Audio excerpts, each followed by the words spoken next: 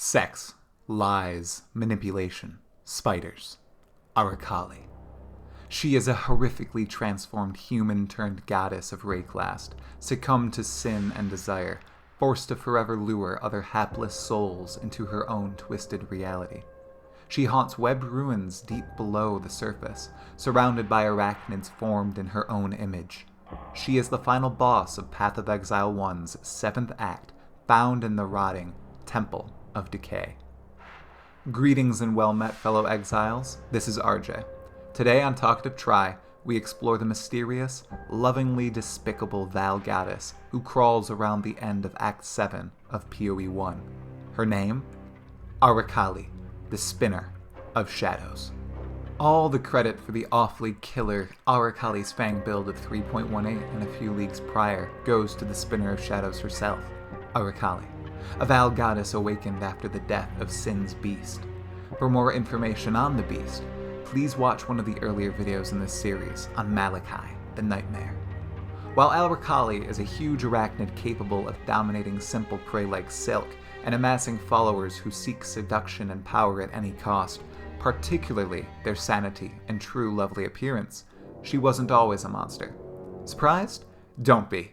Many of Rayclast's most terrifying foes began as relatively harmless mortals, grazing on the even less threatening folk of a land long gone, as we learned in the video on Soagath, the Brine King, a man turned monster turned god. Although some of the most ancient Vaal myths recount Arakaali crawling up from the darkest pits of the world during its creation, something likely inspired by Middle-earth and the legendary Ungoliant, that's not the truth of it, and we know that for a fact, as we have a source of shadowy truth beside us as we explore Rayclast and collect godly essence for our pantheon. It's sin. Sin knocks down that old Vaal myth and reveals the truth of Arakaali's birth to us. She wasn't a primordial monstrosity doomed to forever haunt and prey on the people of Rayclast. She was not a mindless being imbued with the might of a god. She was not an experiment let loose upon the world by a wicked deity. She was immortal, like the rest of us. Like us exiles. Just listen to the smooth voice of Sin, who was briefly romantically involved with Arakaali herself. A temptress and a predator. Vaal legends say she crawled up from the blackest of pits during the creation of the world. No, her beginnings were far more mundane. A mortal harlot whose endless lust for loin and lecherous delight saw her transformed into the very image of her dark desires. The Spinner of Shadows, they once called her. She sees herself as a regular goddess of love, and has the romantically forged temple to prove it. That's where you'll find her. Yet there's little romance to the lady herself. At least, I doubt the corpses that now embrace her carapace would think so. We might gawk at this. Arakaali believes she is a normal goddess, even though she consumes her consorts, is a gargantuan spider beast, and is followed by maniacal, lust-filled fanatics, and lots of spiders. However, this type of behavior is normal for gods in typical mythology. In the land of Rayclast, it is no different, just darker and grittier than most modern fantasy worlds. Truly, the tales of gods and goddesses, like those of Greek and Norse mythology, are far more awful and shocking than you might believe, especially the origins of certain gods. Give them a read or listen sometime. Regardless, her history is muddled with human affairs, and it concludes with utter tragedy for her. Most of this lore is communicated through Sin, Aramir, and stories written on shrines throughout Act 7. That's the essence of Arakaali in the days of Rayclast's past. She's a goddess who believes she is beautiful, worthy of beautiful people, mostly to feed on. She was once mortal, an unloving, nasty one at that, but that's the depth of her history. I shall note here that the latter half of Path of Exile 1's campaign does not contain the greatest character lore for the act bosses. However, it picks up again with the new batch of monsters we encounter in the epilogue, or endgame. I'm speaking of Valdo, Sirus, and even the Maven. We'll work our way there. Back to Arakaali of the present. Like the Brine King before her, the Spinner of Shadows never expected an exile of Oriath to delve into the depths of her hard-to-reach lair. Splashed with salt water and plenty of gore from the Brine King and his poor bride, Nessa, we arrive in the moved and renovated forest encampment. We've already slain a few gods like Tukahama, Soagath, and Ralakesh. Now we must make our move against Arakaali and other Vaal gods in the area. Gods run rampant across Rayclast, thanks to our slaughter of the beast, and as we deal with them, former allies fall to the predations of these risen gods and goddesses, including Silk, the quite charismatic, pale, muscular man of the forest and river encampment. He, like Nessa before him, falls for a god. This time, it's Arakaali, and he uses his charm to lure us into the depths of her lair with the help of Yina. Before we reach and find Arakaali's Temple of Decay, we fight and slaughter a few Vaal deities and grow in strength. We also meet a time-traveling adventurer named Alva, who doesn't help us too much in our current quest. More on her in a future video. After rampaging across the lands around the new encampment, we arrive at Arakaali's temple in search of Silk. Yina awaits us here.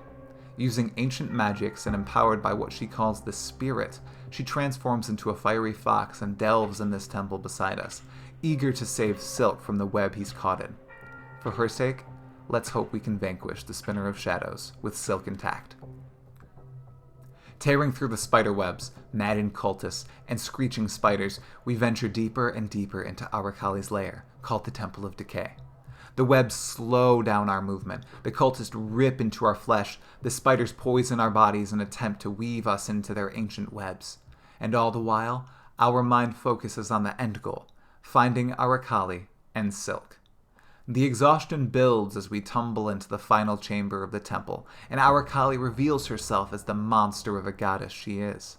Her body is gargantuan and arachnid, tainted purple hide stretched across her form. She is no seductress. She is a hideous abomination of a creature, something we've encountered often in our travels across Rayclast. We stand atop a platform that rises above a pit of utter blackness and stare the Spinner of Shadows down. With nary a moment's notice, the battle begins. Arakaali spits volatile globs of lavender goo at us, but we manage to weave past them. The goo forms into beams of deadly energy, empowered by her godly essence. Even one might be enough to disintegrate our lowly forms. Ha, that's a lie. By now we've slain Soagath and should resist chaos. Right? Yina's fiery fox form weaves through the battle, illuminating the otherwise black platform. Regardless, we down her once and she retreats into the absorbing darkness, forcing Silk down with her. His screams disappear into the lightless void.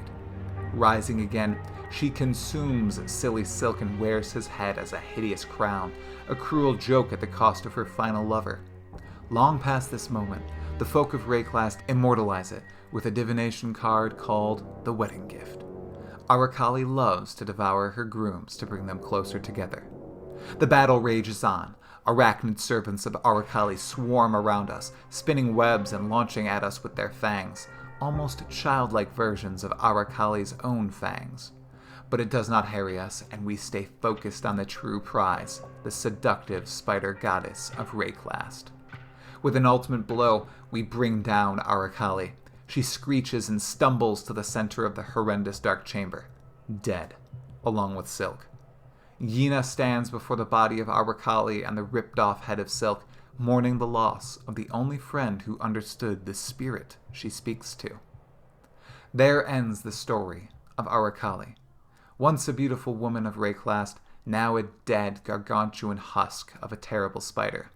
In her lifetime, she managed to woo a wide array of men and women, tricking them into granting her enough power to ascend and become a god of the Vaal, a goddess of beauty, deception, and spiders. And that was the tale of Arakaali, the final boss of PoE 1's 7th act. From the dimly lit river encampment to the depths of her crumbled temple we ventured, and now we're about to return to Sarn in our series on the monsters of Path of Exile. I know there are dozens of us who care about PoE's lore, so let me ask the question, how many of you knew all this about Arakaali before watching or listening to this video? Do you care more about her now? Do you like her story, or feel that it's lacking? Personally, even though the Acts 6 through 10 story isn't as good as the beginning acts and endgame of Path of Exile, it still beats out any Diablo game's in-game story. in every way. Come at me, Blizzard fans. This is RJ. Thanks for watching another Path of Exile video on Talkative Try. If you enjoyed the story of Arakaali, please like this video, subscribe to the channel, share this video and others with your fellow exiles, and leave a comment below. I'd love to hear your thoughts on this topic. If you loved this video and would like to see more Talkative Try content, consider supporting me on Patreon for as little as $1 per month. Until the next one, stay sane, exiles.